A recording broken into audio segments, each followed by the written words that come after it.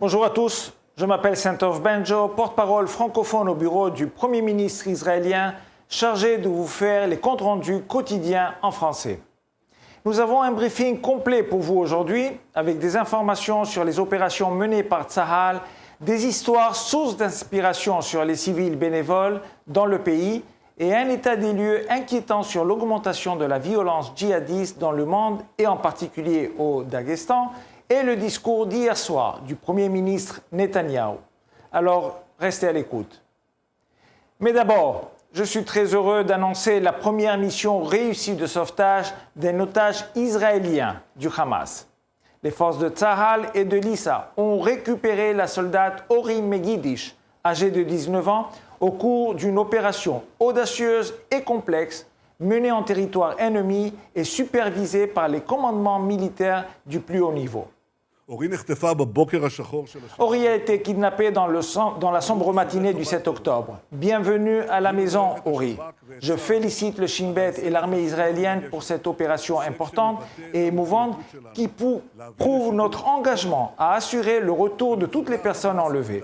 Et aux terroristes du Hamas et de Daesh, je dis, vous êtes des monstres. Nous continuerons à vous poursuivre, nous continuerons à vous pourchasser, nous vous frapperons jusqu'à ce que vous tombiez à nos pieds.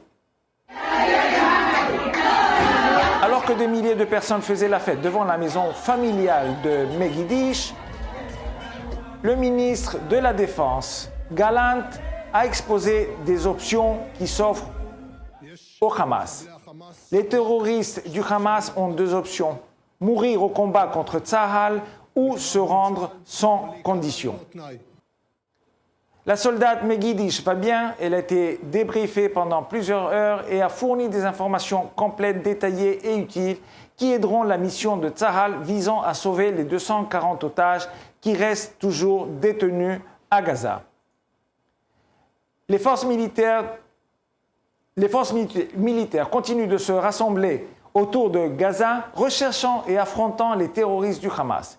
Il y a plus de 2 semaines, afin de minimiser l'impact sur les civils, Tsahal a désigné une zone de sécurité dans la région de Moassi, à l'est de Khan Younes. Nous continuons d'exhorter les civils à évacuer ces lieux pour leur sécurité. Plus de 800 000 personnes l'ont déjà fait, malgré les efforts du Hamas pour les arrêter avec des barrages routiers et des tirs.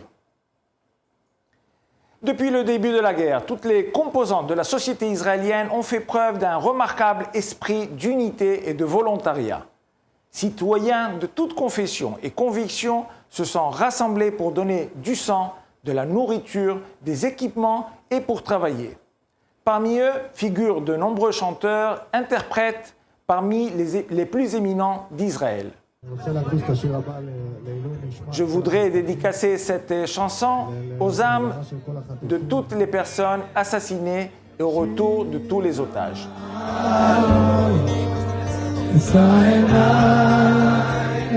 Ces artistes ont déployé leur talent bénévolement à travers tout le pays, dans les bases militaires et dans les villes et villages qui se remettent des attentats du 7 octobre. Ils se produisent d'un endroit à l'autre pendant des jours entiers et certains sont même revenus de l'étranger pour remonter le moral de leurs frères et sœurs et celui des citoyens et des soldats. Cela fait vraiment chaud au cœur de voir que dans la vraie vie, le vieil adage « Kol Israël arevim zelazé » existe encore. Dans le peuple d'Israël, nous sommes tous solidaires les uns des autres. Dans le monde entier, les services de sécurité sont en état d'alerte car les appels à la violence du Hamas et du Hezbollah sont entendus par les djihadistes dans les capitales occidentales et ailleurs.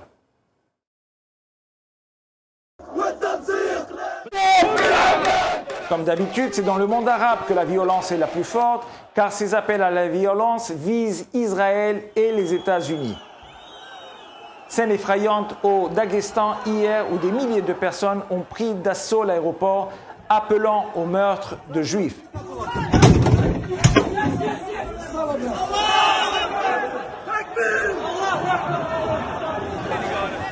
Certains ont même mis en place des points de contrôle improvisés.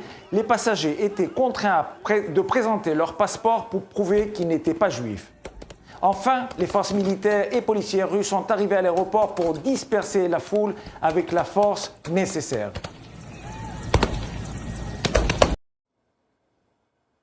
Le Hamas a déjà été désigné comme groupe terroriste par Israël, les États-Unis, l'Union européenne et le Royaume-Uni, ainsi que par d'autres puissances, et de nombreux pays l'ont dénoncé après les horreurs du 7 octobre.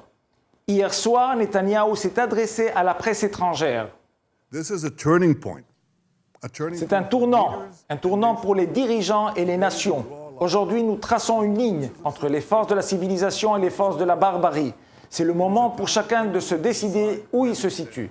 Israël s'opposera aux forces de la barbarie jusqu'à la victoire. Comme toujours, nous sommes à votre disposition 24 heures sur 24 pour répondre à vos questions aux coordonnées indiquées à l'écran. Merci de votre attention.